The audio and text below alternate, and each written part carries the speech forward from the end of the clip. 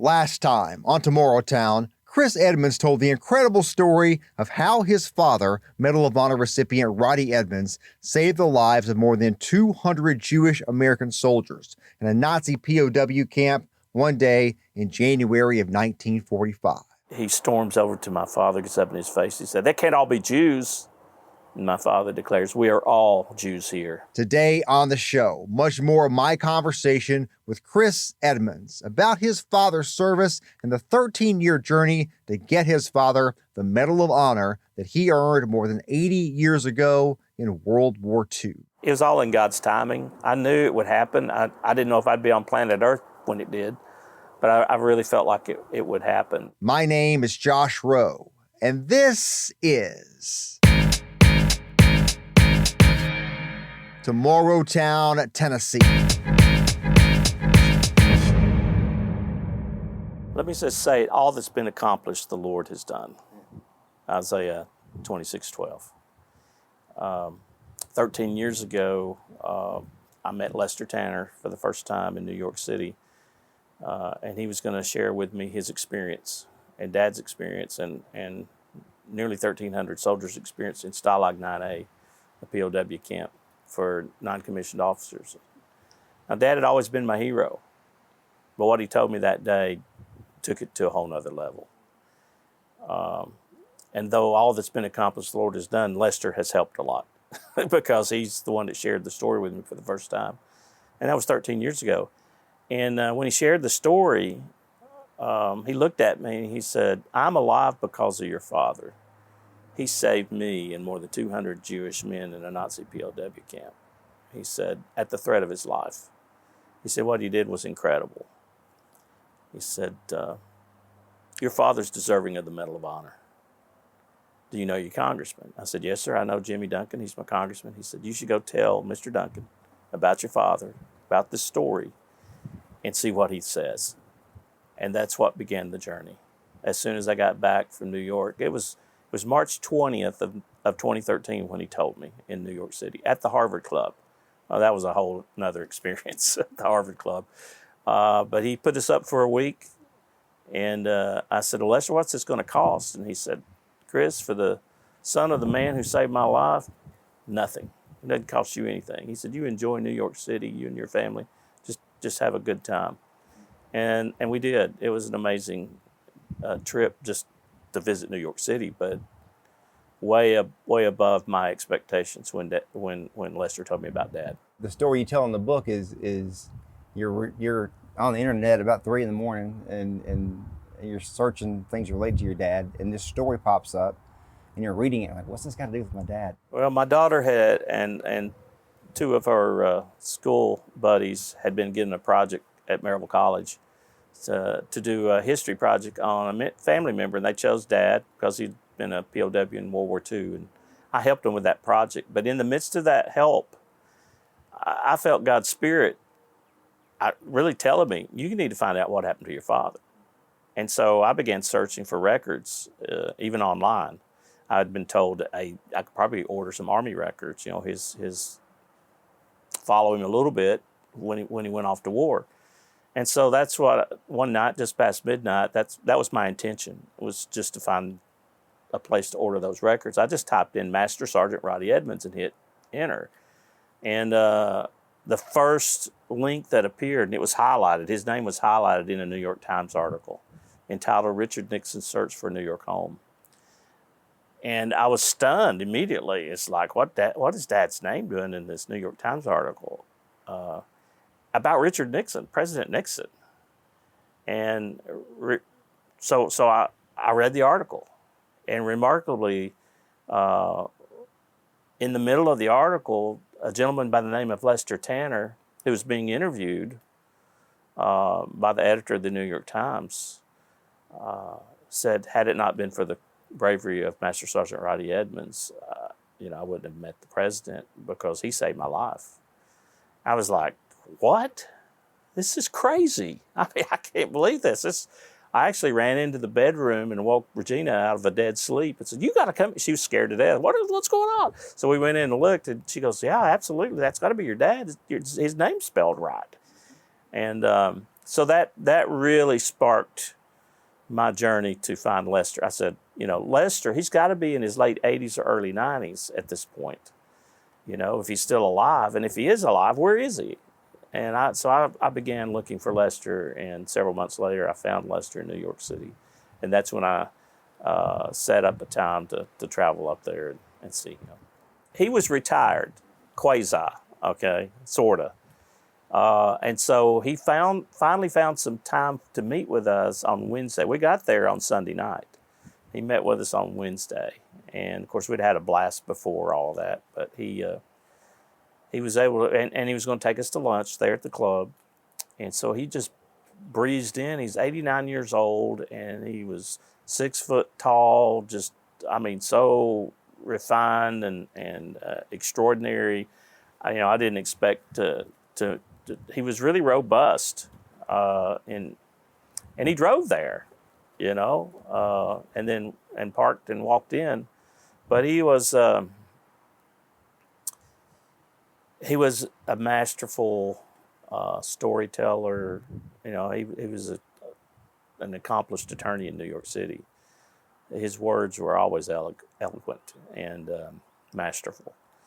And he said, "Chris, it's finally good to meet you." He said, I could see your father. You look so much like your father. I'm thinking, how? That was 70 years ago, he was 19 years old when he was with Dad. And here he is 89. I was like, how in the world? And he said, yeah, you look your mannerisms, you look so much like your father. So we went upstairs to the library, a library that I'll have to say he helped remodel a few years before that. And he sat down very close. He got up next to he can't hear well. So he got up, even in the library, it was kind of loud from the kitchen and the dining hall, but he got up, he said, let's sit close together. So we were cheek to cheek. He was this way and I was this way. And he began telling me, he says, I want to hear more about your father. I said, we parted ways, right after the war. We never spoke since, but he said, there's not a day went by that I didn't think about him. And so then he told me the story. And after I got through crying and he was weeping as well, that's when he said, you should pursue the Medal of Honor. And that Medal of Honor process was 13 years, almost to the day, when President Trump handed me the Medal of Honor in honor of Dad's service. I want to talk more about the story for Dad. When the line that everybody says is, we're all Jews here, or we're all Jews. And it's literally, we are all Jews here is what he said. But it's been kind of... But this, it's hard for any of us to imagine being in the situation to start with, much less having the wherewithal, the guts, and whatever you want, courage, whatever you want to call it, to say that with a gun pointed at you at the same time. When you tell the story, what do you tell people? Okay. I tell people that Lester told me the story, and here's what he told me. Dad was the highest-ranking American soldier in a Stalag 9A, a POW camp near Ziegenhain, Germany. It was late January 1945. Even in the POW camps, the Nazis had strict anti-Jewish policies, and they would segregate Jewish Americans from non-Jews and send them to their certain death in murderous concentration camps. As a matter of fact, the Army actually told Jewish soldiers, if you're ever captured, to destroy your dog tags and never mention your Jewish identity. It's very dangerous for the Jewish men, and more dangerous than it was for the non-Jewish men to go to Europe. And so late on the evening of January 26, 1945, Dad received orders from the Germans that only the Jewish men were to fall out the following morning. Just the Jews, no one else. Anyone who disobeyed the orders would be shot. And Dad immediately turned to his men in his barracks, and he said, we're not doing that. Tomorrow we all fall out. And then he sent orders to the other 4 barracks of American soldiers to do the same. I think Dad knew that strength is in numbers. And if he just sent even a portion of his men out there, there would be trouble he couldn't handle. And so it was barely cold that morning, January 27, 1945. As the Nazi commander approached, it wasn't the commandant. There's too many stories out there. Even the citation says commandant, and I didn't get to look at the citation to correct that. But the commandant's dangerous enough, but this made it much more dangerous.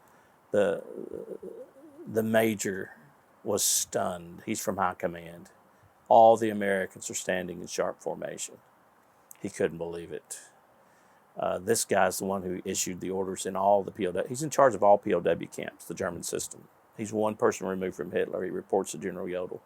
He's the eyes and ears of Hitler in the camps. Anytime there's an issue with the reporting nations, he's there to smooth it over. He's issued the orders. He's there to take the Jews away. No one has ever disobeyed his orders. He's furious.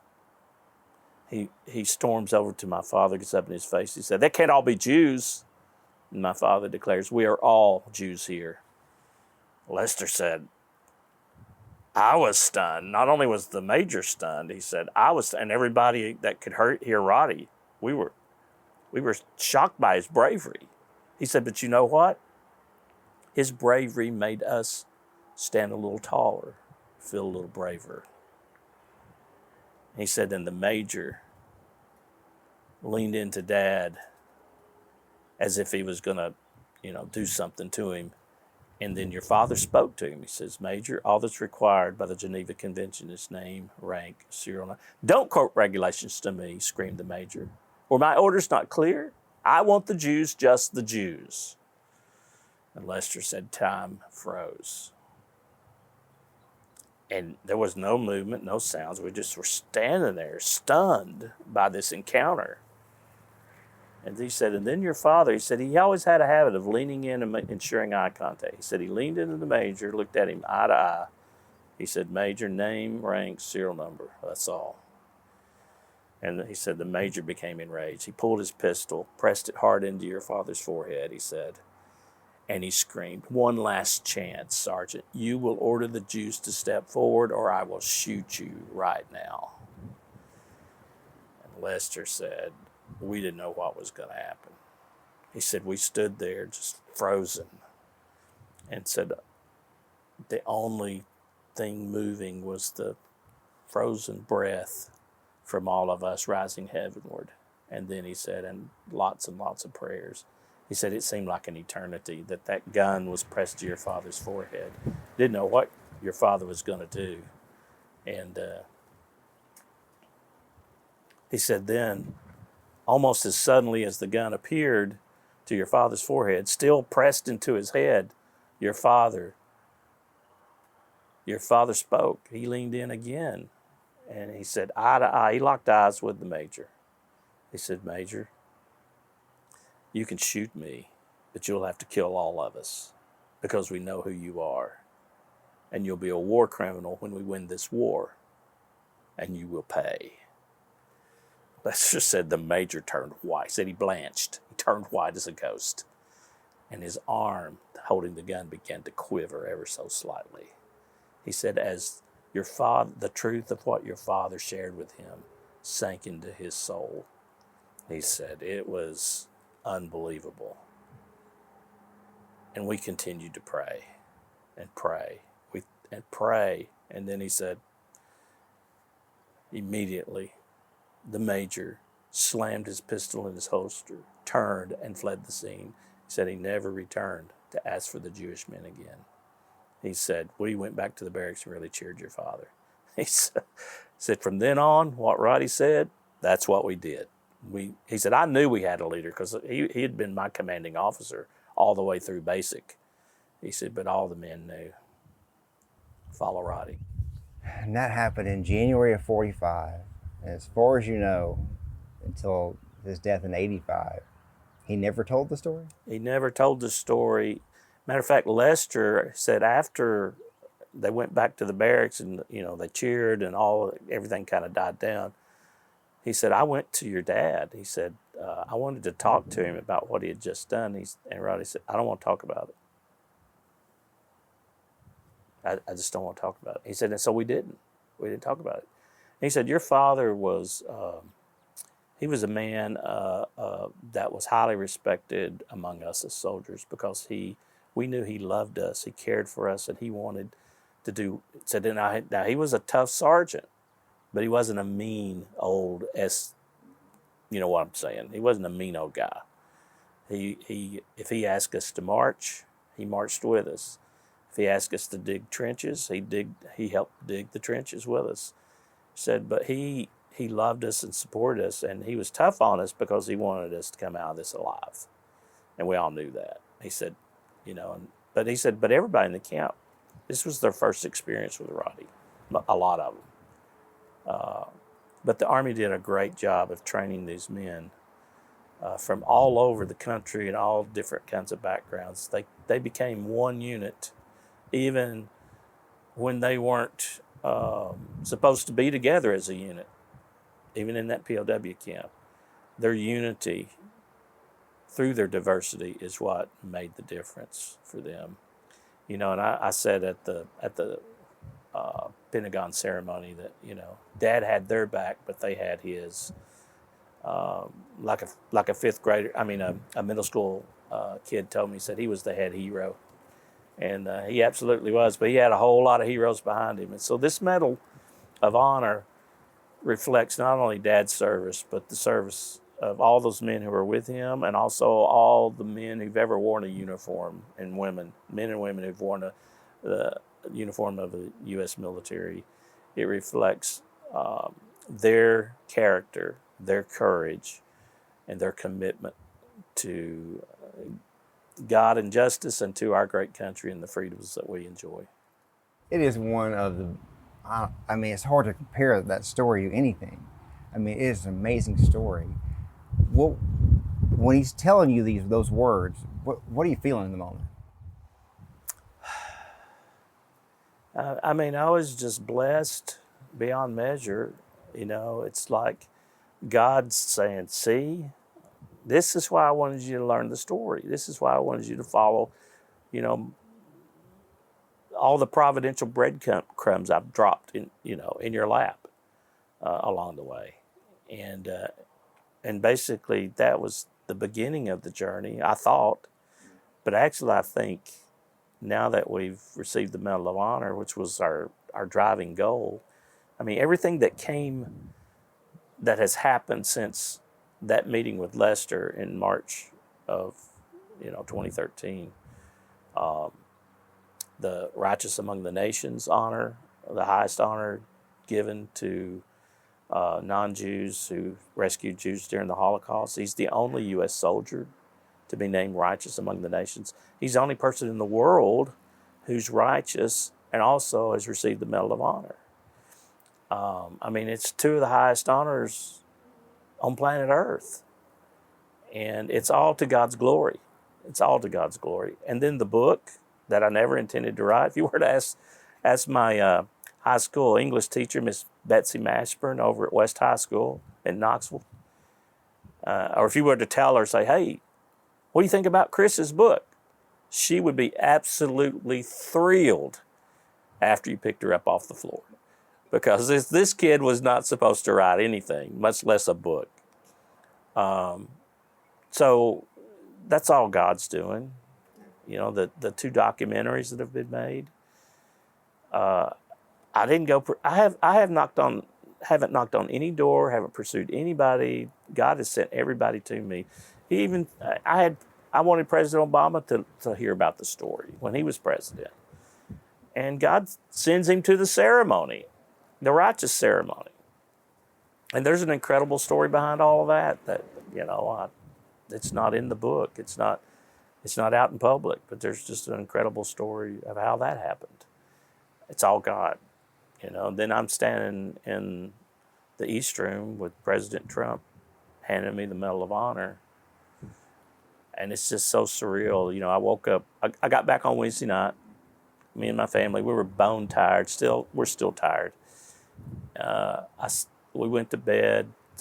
basically walked in the door, didn't even get the luggage out of the car, just went on in, cleaned up a little bit, went to bed.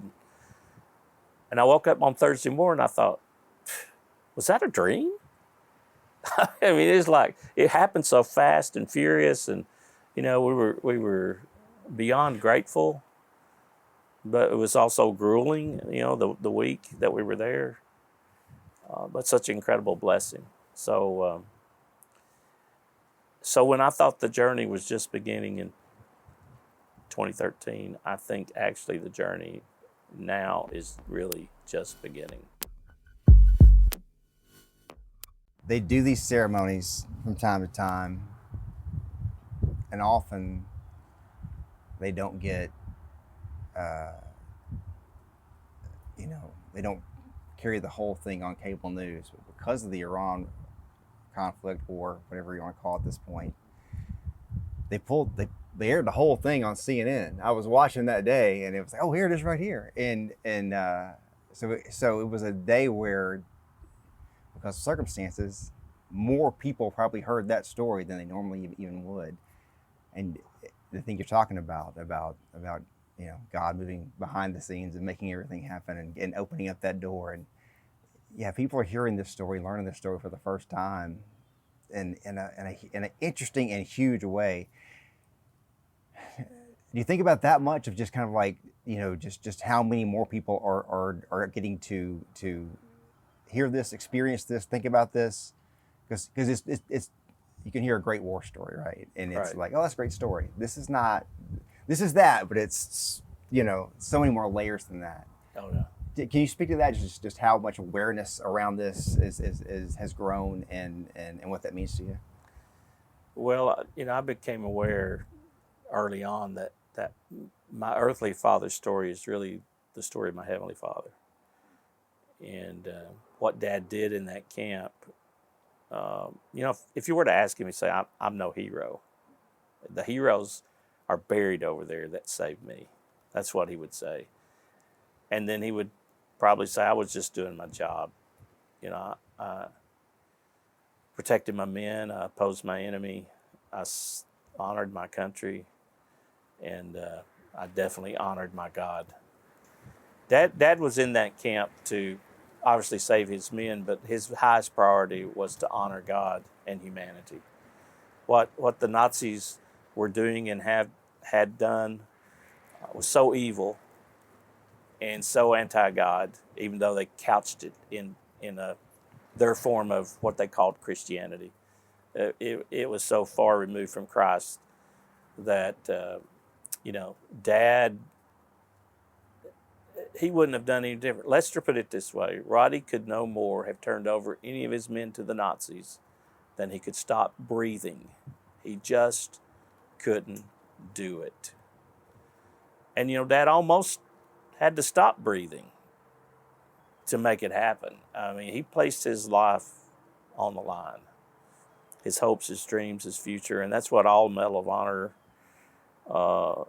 men and women have done. I mean, they have seconds to make the decision, and then they honor really the greatest, I think one of the greatest verses in the Bible that tells the story of Christ, and also it was my father's absolute favorite verse: "Greater love has no one than this, than to lay down one's life for his friends." John 15:13. And I tell folks, Dad not only loved that verse, he sought to live it. And he wasn't perfect, none of us are, but he sure came close to living. He lived that verse in the camp, and he tried to live that verse his whole life. He just said, "Son, there is a God, and he loves us, and he's created us all the same. So our responsibility is to love others the way he loves us." He said, "It's pretty simple, son. Just love people and honor God." And so that's my message when I go talk to young people. I get the honor and privilege of talking to middle school and high school and even college kids on a pretty regular basis. And my message to them is an ordinary person, an ordinary life lived well is extraordinary, even heroic. and your ordinary life matters, and it matters most when you give your life away to God and to others. And so I said, our job description is not hard. We're here for two reasons. God, first of all, God's placed us here. We're not here by accident. Secondly, we're here for two reasons. We're here to honor God and help others, period. And so in the morning when your feet hit the floor, say others first, me last. Others first, me last. Those are your marching orders. That's how Dad marched. That's how we're to march. And when we do that, no matter what we choose to do in life, I mean, you can be a scientist, you can be a plumber, you can be whoever you want to be, and whoever that satisfies you. But your greatest job in life is to honor God and help others, wherever you're at, whatever you're doing, whatever it's called, regardless of the risks, regardless of the consequences, regardless of the circumstances. Be a hero, because God says, He's pretty clear in His Word. Psalm 16:3 is clear. It says, "The godly people in the land are my true heroes. I take pleasure in them." That's from God. If you want to live a life of fulfillment and meaning, be one of the godly people in the land, because you're pleasing God and you're helping a whole lot of people, and you're making our world so much better. It is such a great message, and we see so much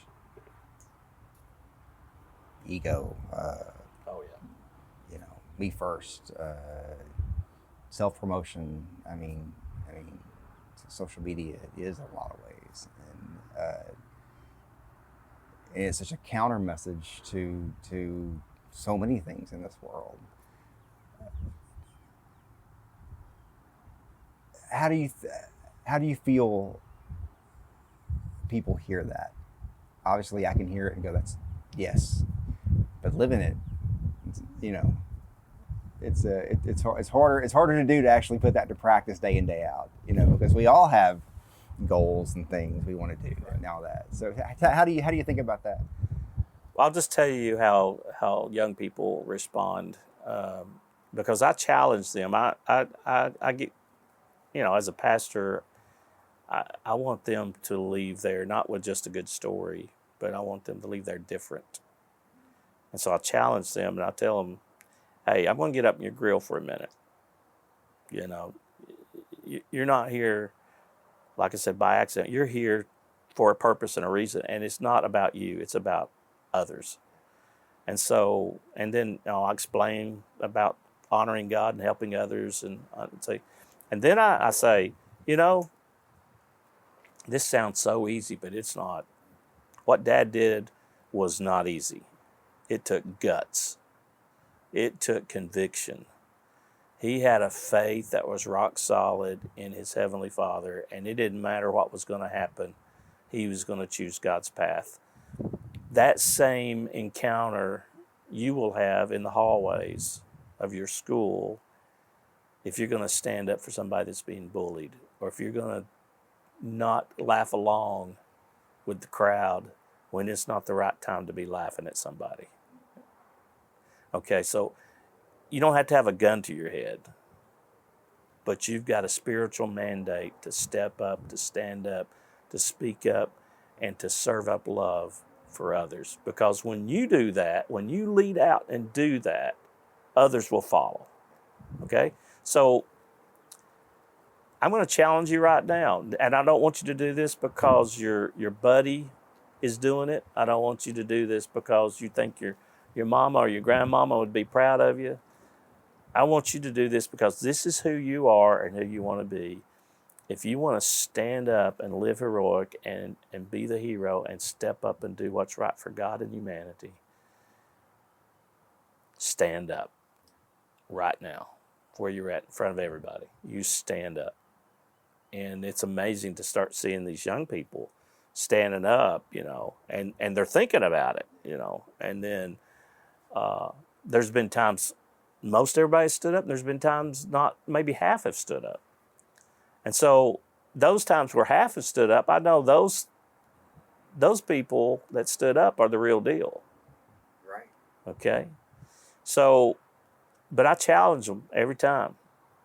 And I've even challenged some adults when I've done some senior adult and middle adult groups. But I just don't want them to hear that story is phenomenal, and it's memorable. They'll never forget it once they hear it. But I don't want them to just remember it. I want them to live it, and so that's it's very rewarding. The other thing that's rewarding that it's kind of been a byproduct of this. Teachers are telling me when I follow back up with them, how did it go? What did your kid, process, high school, middle school, college kids, after they hear Dad's story, leave with a deeper love and appreciation for their freedoms in the United States of America and for all the soldiers.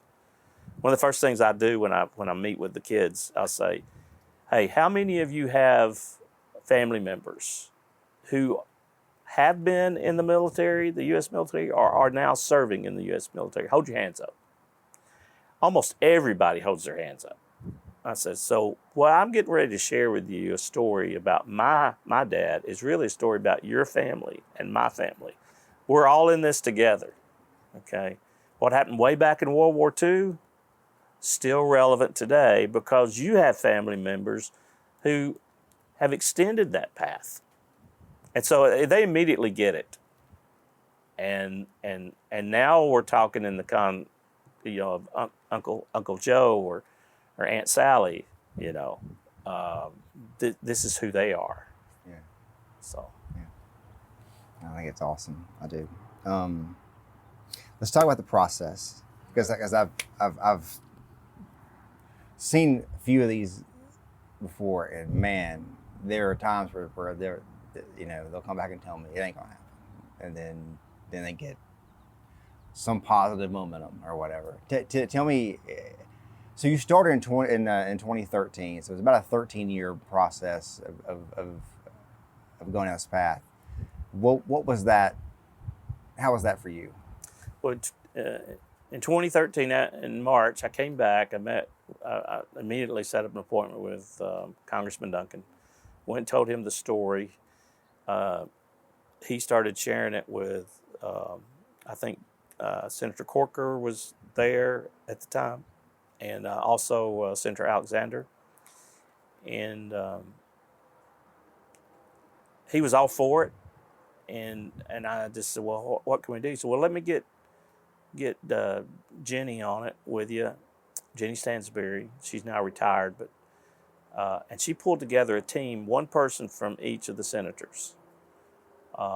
And Jenny wasn't able to visit to come to Washington for the ceremony, but Heather and Rhonda were.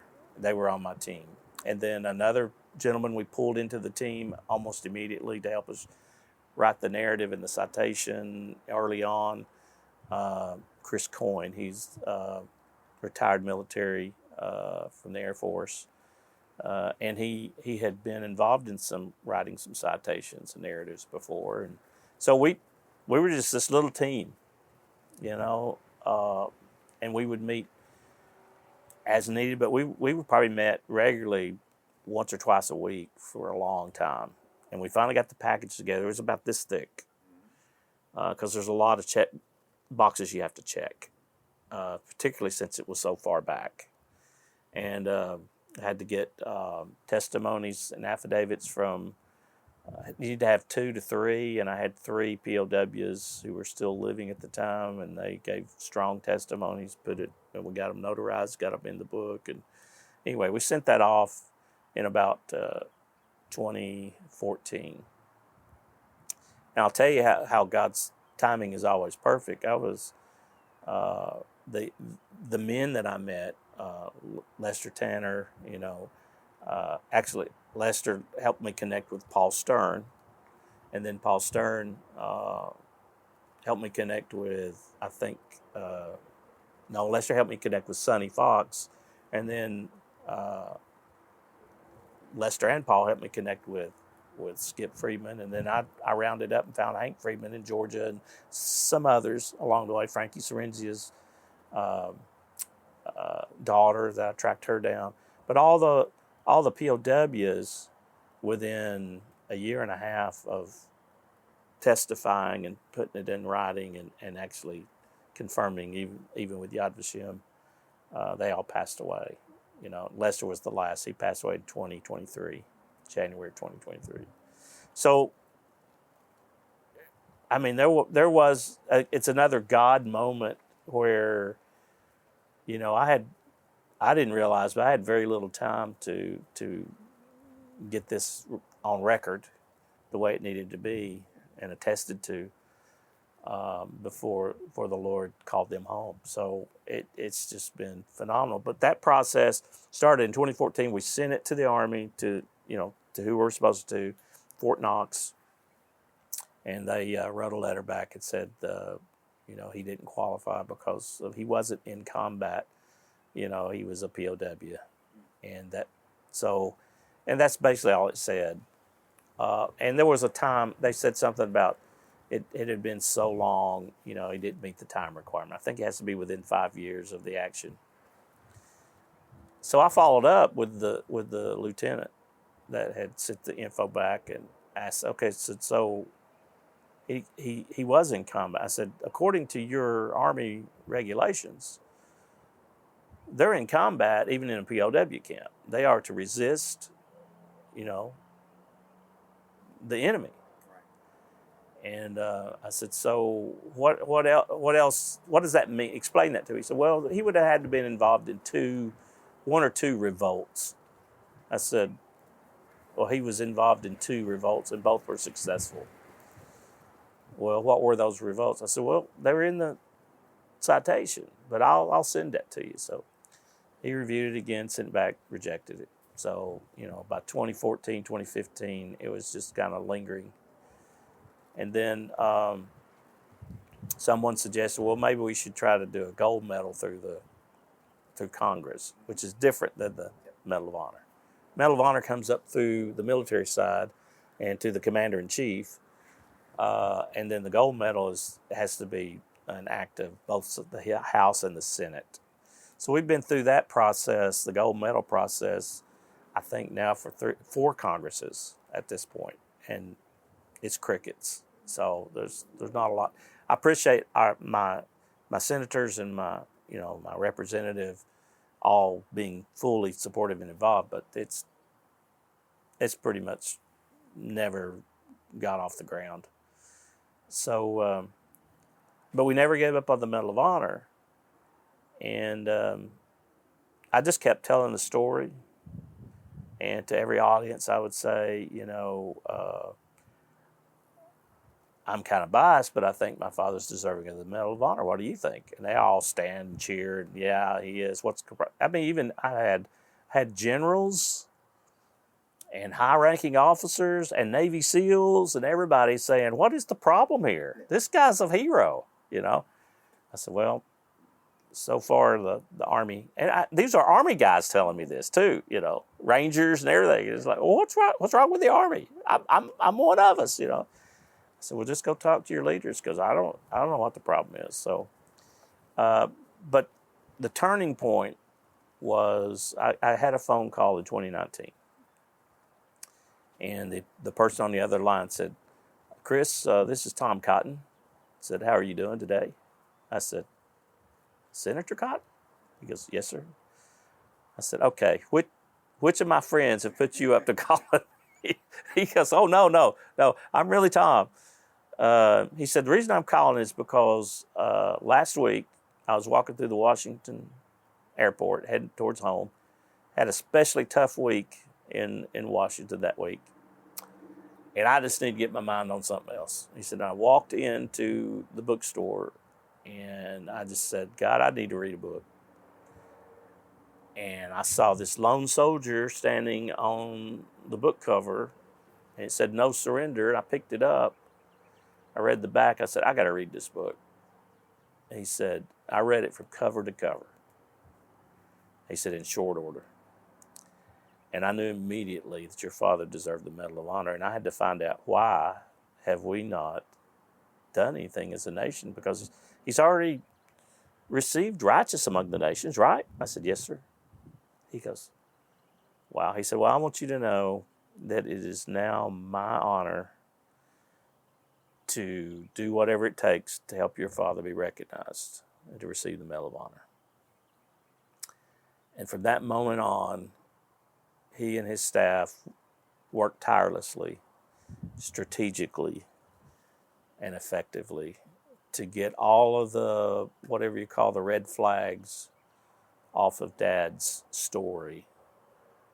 And then he strategically also wrote a letter to then Lloyd Austin, Secretary of Defense, with a bipartisan group of senators and congressmen,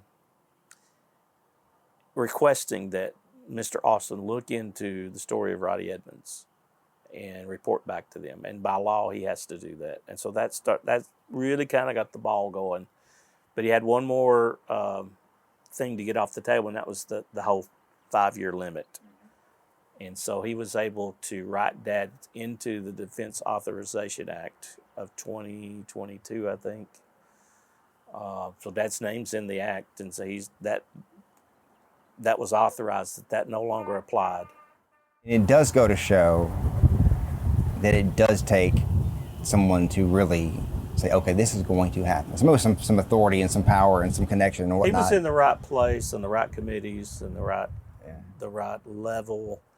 You know, he was a voice that was recognized, you know, in Congress and in Washington, and now he's even got a higher level of influence. So he was thrilled. He was at the ceremony, and he was thrilled. So. Yeah, I know you hadn't given up, but where was your mind at that point? Realistically, what did you think was going to happen? I just put it in the hands of the Lord, you know. It was all in God's timing. I knew it would happen. I didn't know if I'd be on planet Earth when it did, but I really felt like it would happen. His story is so incredible, and actually, the personal assistant of current Secretary Hegseth's personal assistant, he told me, he said, your father's story is the epitome of the Medal of Honor. He said he had nothing but his wits and his willpower. I said, yeah, he had one more thing. I said, I've said he didn't have any weapons, but he had the Word of God. He had smuggled a Bible into that camp, and he read it often. And I only found out about that when I read Frankie Cerenzia's journal, a day-to-day journal of what happened in that camp. And Frankie was Dad's right-hand man.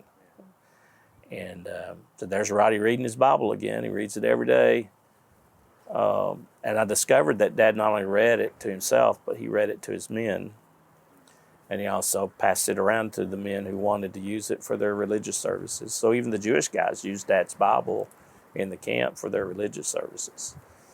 And so there's a lot of other things that happened in that camp that Dad helped. Like he assigned the up guys, the guys that wanted to live and survive this experience, to the down guys, the guys that just wanted to give up and die and call it quits. And there was a big mix of those guys. And so he made sure that the down guys had an up guy who was in charge of making sure that guy survived. And that's brilliant. But it's also practical. Dad was a practical guy. It's just like, okay, half these guys want to die, and they're not eating. They're the meager food we're getting, they're not even eating that. They're laying in their bed. They're not exercising. They don't care nothing. We don't get a lot of hygiene, but what little bit we can do, we should try to maintain that dignity. So he was practical, but he was also he was connected spiritually with the Lord, and I think the Lord was helping him figure all that stuff out. Tell me about my last kind of thought before we can wrap up here. The marker in Market Square. So it was 21? Yeah. Can you speak to that marker specifically and kind of maybe what that means to you? The marker in downtown Knoxville about my dad is such a blessing to us as a family, because it stands on sidewalks that Dad walked on his way to high school, for sure. He would leave South Knoxville and sometimes cross over the railroad trestle across the Tennessee River and then cut up through downtown Knoxville. And so he walked those sidewalks. He also walked those because his oldest brother, Thomas, had a sign painting business in Knoxville back in the day. And he painted all the signs for the Tennessee Theater, for Miller's, for Riviera, Bijou. I mean, he hand painted these signs. And he had an office up above an old building. I think below it was either the Jiffy House, the Jiffy Hamburgers or something. But anyway, because I always smelled hamburgers when we went up there. But upstairs he had this big open floor, lots of tables, paints and stuff. And Dad walked up there, and I even went with him many times. So Dad was all around that area. These are places that he walked. The other thing is it's right at the East Tennessee Historical Society, which I couldn't think of a better place for it to be. Jerry Klinger, who is the head of the Jewish American Society for Historic Preservation, they place historical markers all across the world, including statues, that relate to the Jewish people. And when he read and heard about Dad's story, he called me. He said, told me what he did, and he said, we would love to underwrite a historical marker in Knoxville. And said, if you want to help us do that, we'd love to do that. And he said, now, we'll pay for it. We'll write the check, whatever, and we'll help. He said, I've done a lot of these markers. You can help us design it. And so we did that. I went to the city and the county and met, they were all for it. Mayor Jacobs has just been wonderful. Of course, Tim Burchett, when he was mayor, and the same with, I can't think of her name right now. Indy Kincannon? No, the one that was before her. Rajero? Yeah. Yeah, is that right? Madeline Rajero. Yeah, she great. I mean, everybody who's on board shook hands, the mayor, both the county and the city. And then I've become well connected and friends with lots of Jewish folks here in Knoxville and the area, and so the Jewish I can't remember what they're called, the Jewish Alliance in Knoxville helped make that happen, and so when we put it in, first we designed it and then had it built, and then we put it in. The head of Balfour Company sent a crew over and paid for having the installation. So I mean, our family's not, we've not had to put a nickel into that, and it's been so humbling to see the love that's been extended to Dad and our family, and that was we had the dedication on Dad's birthday of August 20th of 2021, I think it was, when it first went up, but it was on his 102nd birthday. That's great. Yeah, and it's funny how that marker, not funny, but it's just really more blessing, because I'll get pictures or texts from people I haven't connected with, that I know that I haven't connected with in forever, and they will just be they're not from Knoxville, but they'll be in Knoxville just wandering around, and then they'll send me a picture. Oh, I didn't know this was here. I just saw your dad's marker. Here, look at this. Here we are. We were down there one day visiting, me and my wife and some of my grandkids, and this family came up. We were just kind of stepping aside, and this family came up from North Carolina, and they stood and they read it, had a prayer after they read it, and then I just said, well, thank you. And they turned and we got to talking, and so we've become friends with him. It's pretty amazing. So this story After the ceremony at Comedy Hall for the Pentagon, the Hall of Heroes ceremony, I was introduced to a very high-ranking Army leader. I can't remember his name right now. I've got it listed. He was introduced to me by Secretary Hegseth's personal assistant. And he said, this gentleman kind of sparked my interest and said I was already reading your dad's story, but he had happened to come through Knoxville. And he sent me a picture of your dad's memorial marker. He was standing beside it. He said, you gotta read this guy's, this guy's my hero.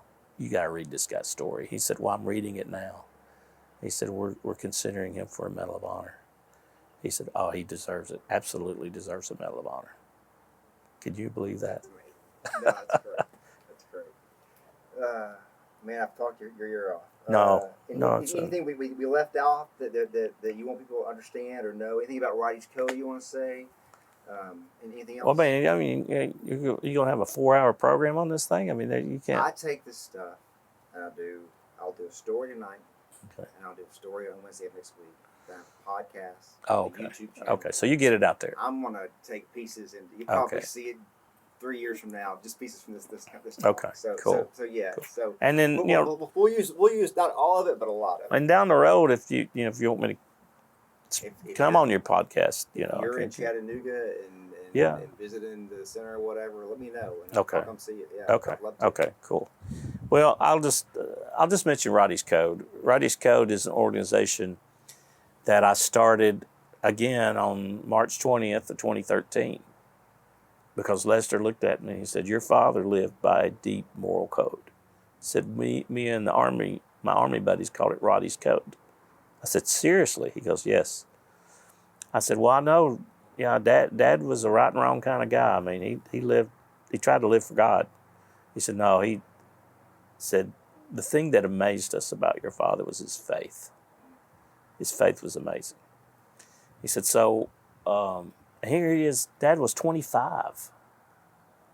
So Lester said, "Yeah, he was the old man." I said, "Old man?" I said, "He was 25 years old, Lester." He goes, "Oh, no, he had to be in his 30s. He was so much more mature and wiser than us." I said, "He was 25 years old." Lester about fell out of his chair. He was like, he can't. So that's 5 years older than Lester, or 6. So I said, "Well, tell me about his code." He said, Roddy's Code stands for choose God. Roddy chose God, first and foremost. That's who he marched to the beat of God's drum. He said, and then, he opposed evil and hate. He said that Roddy was strong about standing up for what's right. And then D, he dignified life. Said your father loved life, and he dignified every one of us soldiers. And then E said he esteemed everyone better than himself, and he loved everybody. So it didn't matter who you were, where you were from. He said there's no way he knew, probably didn't even know a Jewish person in Knoxville. I said, well, Lester, yeah, he graduated with some Jewish guys in his class, but I said I only discovered that because I've been rooting around trying to figure out, what's been going on with Dad. So, but Lester said, yeah, that was Roddy. Choose God, oppose hate, dignify life, express love to everybody. That's Roddy. And he said, and that's why I'm here today. A big thank you to Chris Edmonds for this conversation on